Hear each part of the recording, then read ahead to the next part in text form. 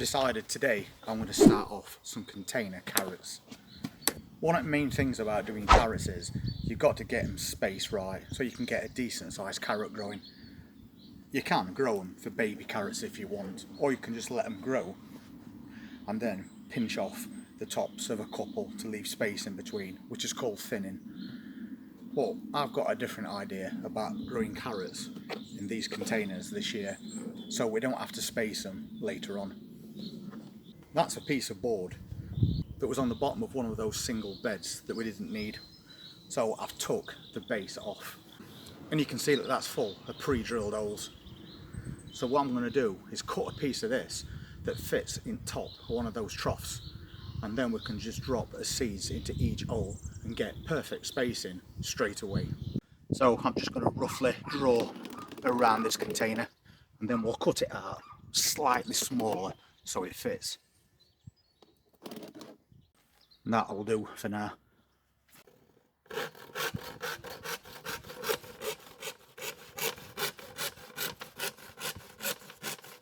So a little bit of sewing later, and we've got this template. So that's this container filled, and we've mixed in a bit of fish blood and bone as always, or you could use bone meal or grow more. But what we have done is we've sieved this compost. When you're growing carrots, you don't want any stones or lumps of wood in there, because then your carrots aren't going to grow straight. So I advise sieving the compost, and the same for parsnips. All I'm going to do now is take this template and put it over the top of there, and I'm just going to press it down very slightly. We don't want to compress this compost, and then we're left with that, and we can make holes and drop the seeds into every one so they're all evenly spaced out. So I'm just going to use a stubby screwdriver, because then I can just make those holes as deep as I want. So if I put my finger about there, I know every hole is going to be round about the same depth.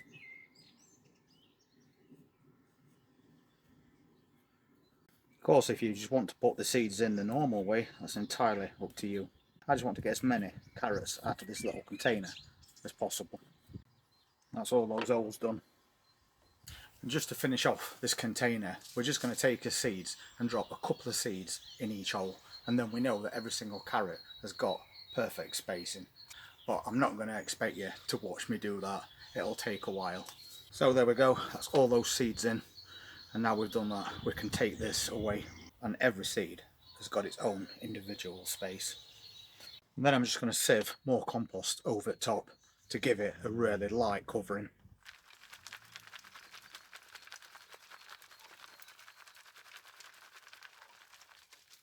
And as quick as that, that's done. Having done that, I'm just going to give this a very light but good watering. It's worth knowing that if carrot seeds keep drying out, they won't germinate. So we need to keep moisture in this container until we see those little seedlings appear. So that's why I'm making sure we're getting plenty on now. And then finally, we're going to trap that moisture using cling film. Basically making an homemade propagator.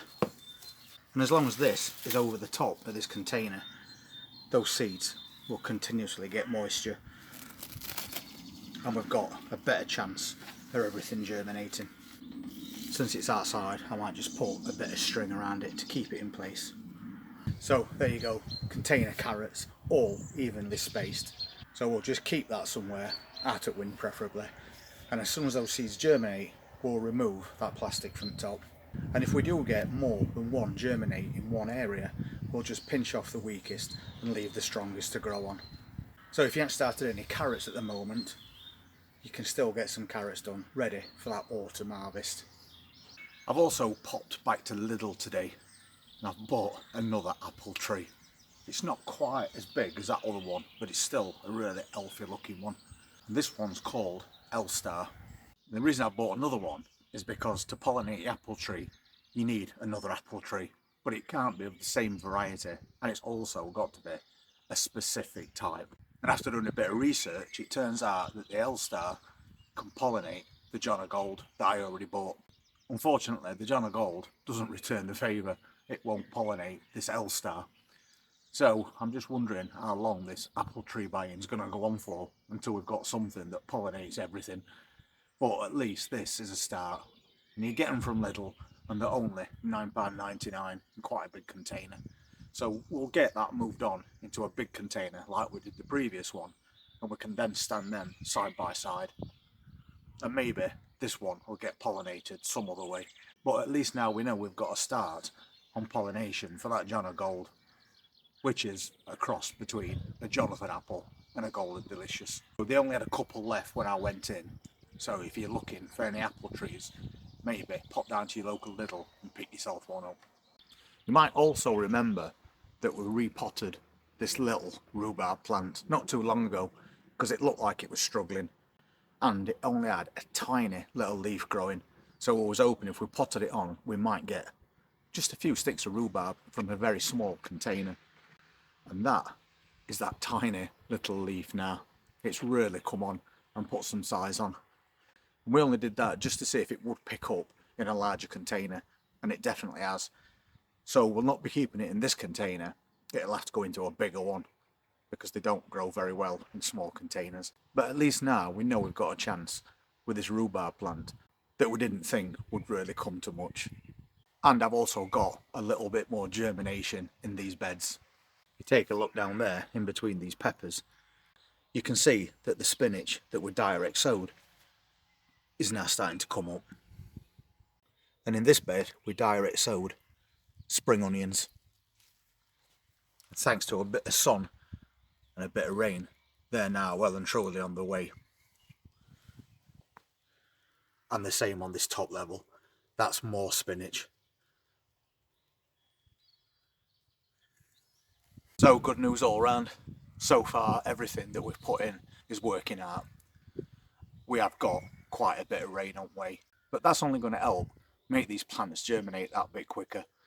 So over the next few days we'll get some more seeds sown, we'll get something else put in containers and try and maximise the produce from this caravan container garden.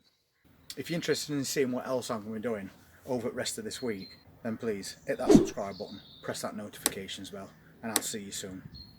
And tomorrow we're being forecast heavy rain all day, and I think it's about to come early. I'll see you then.